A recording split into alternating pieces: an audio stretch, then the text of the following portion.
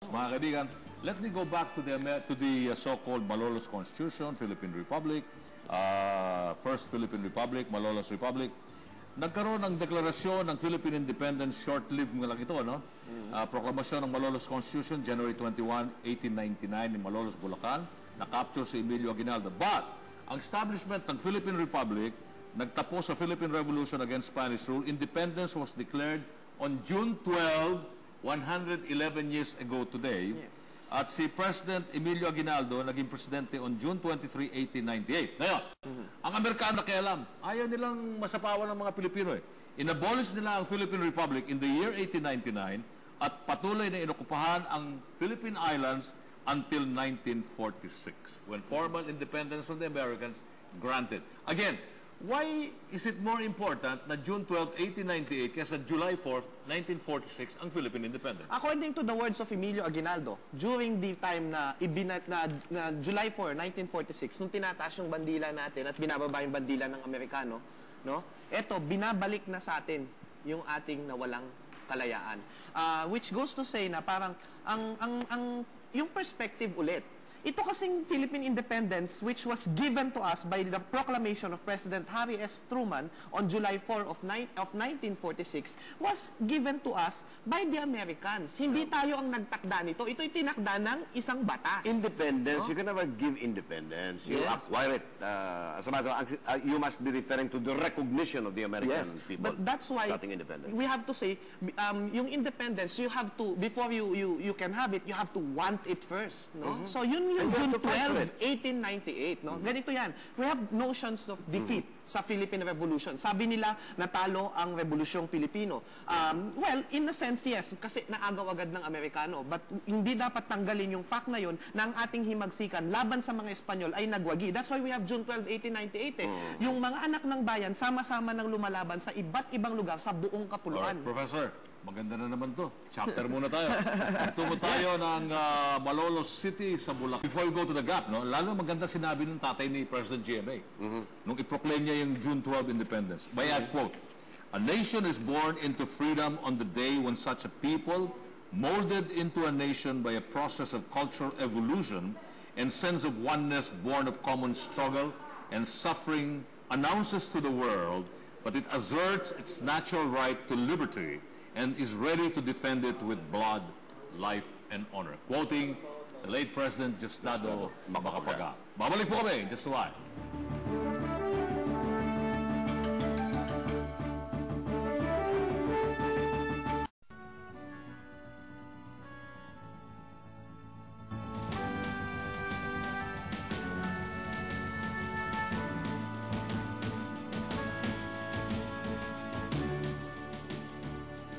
Babalik po ating special program, ang Kalayaan 2009. Nang magkaroon ng cry of balintawak, pinagpupunit niya Aguinaldo yung kanilang sedula. The next day, ni Bonifacio. The next day, August 24, 1896, nagsimula ng revolusyon. Pero si Rizal, ayaw ng revolusyon. Ano bang relevance ng pagsasama ng konsepto ni Bonifacio at saka ni Rizal sa naging revolusyon? Okay, I think malaki yung papel ni Jose Rizal sa himagsikan kasi siya yung inspiration. Si Bonifacio to the finish eh. Gusto niya, laban kung laban.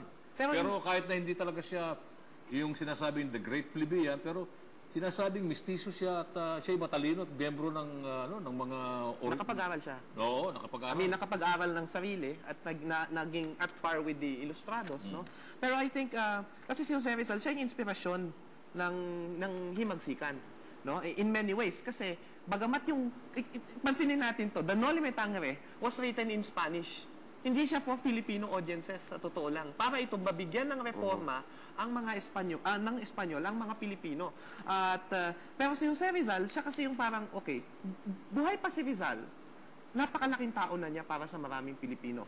Remember, he was an eye doctor, ophthalmologo. 1887, pagbalik niya after the Noli Me Tangere, siya lang ang Indio na parang nag-stand up, lumaban sa mga Espanyol by writing a novel telling their story. Pero Professor, pardon me, no? Yes. Pero hindi niya in-encourage yung revolusyon. He was against it. Pero paano nangyari yun? Nakinilala ng history ng Pilipinas na nag-inspire siya ng revolusyon habang kinokontra niya yon. Hindi, kasi ganito yan eh.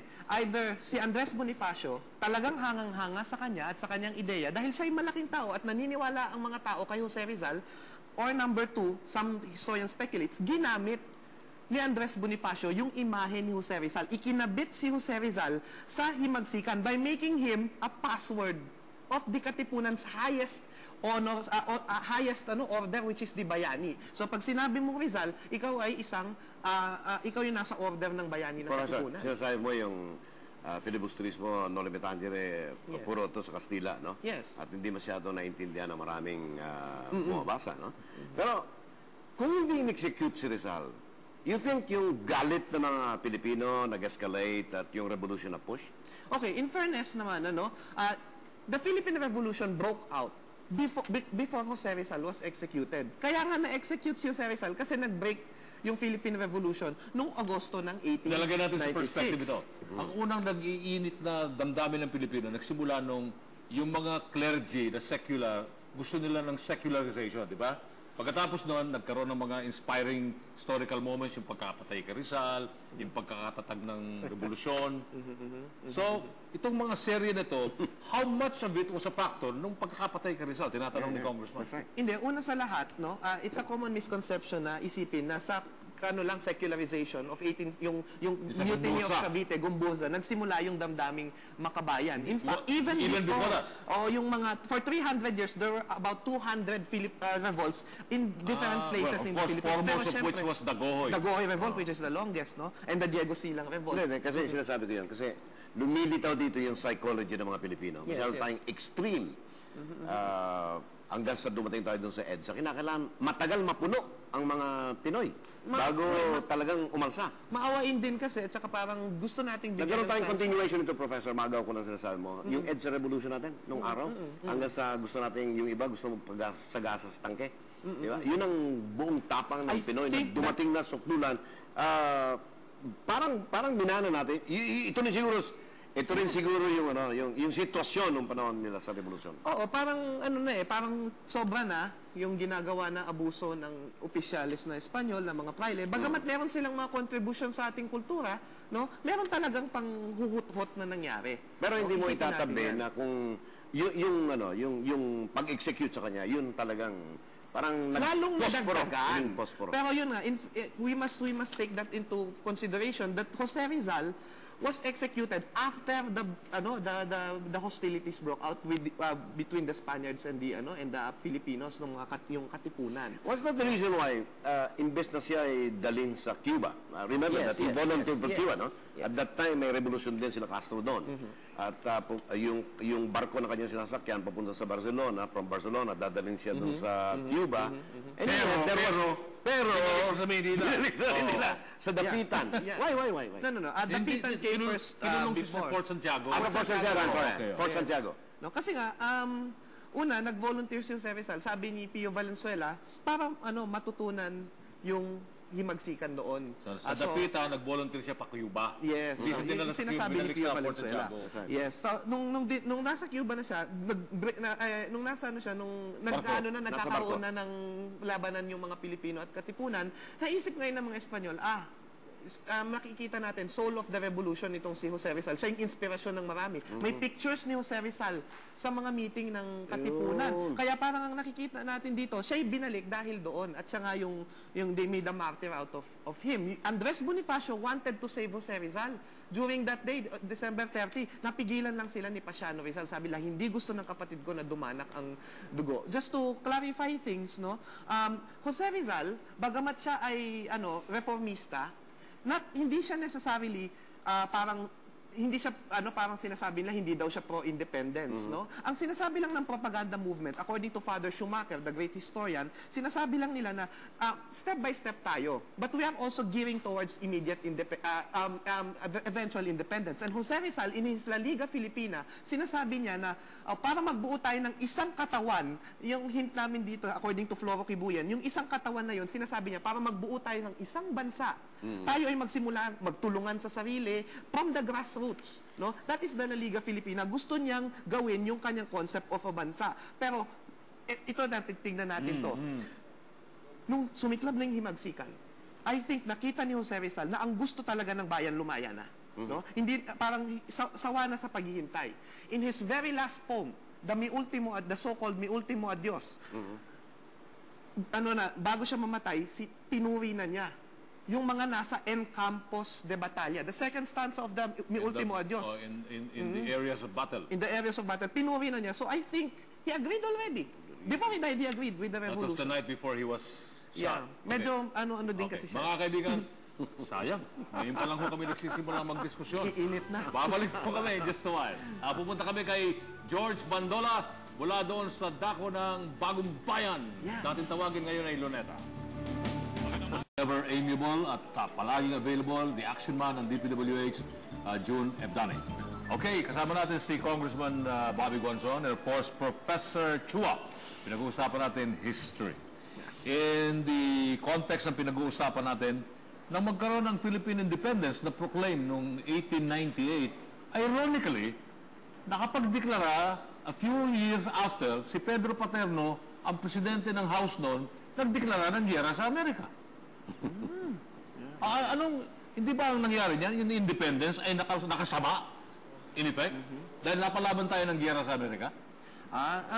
Not necessarily kasi una, tulad nung nabanggit ko kanina, ni-recognize ng Estados Unidos, no? Ni-recognize ng Estados Unidos yung ating independensya, no? Dahil nandun yung representative nila and actually we acknowledge them na tumulong quote unquote sa ating himagsikan. Yun nga ang problema, the United States at this point wanted to become a world power.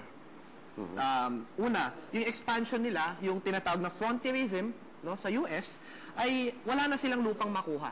No? Nakuha na nila yung Alaska, so wala na silang lupang makuha. So they turned to the Philippines for their expansionism. No? At yun nga, nakitang pagkakataon nito, no, na meron ding gera ang mga Amerikano sa mga Espanyol. Ito yung nagsimula sa Cuba. Yung paglubog ng bangkong Maine ng Amerikano, sinisi sa mga Espanyol, no? Yung pala nung nakita nila sa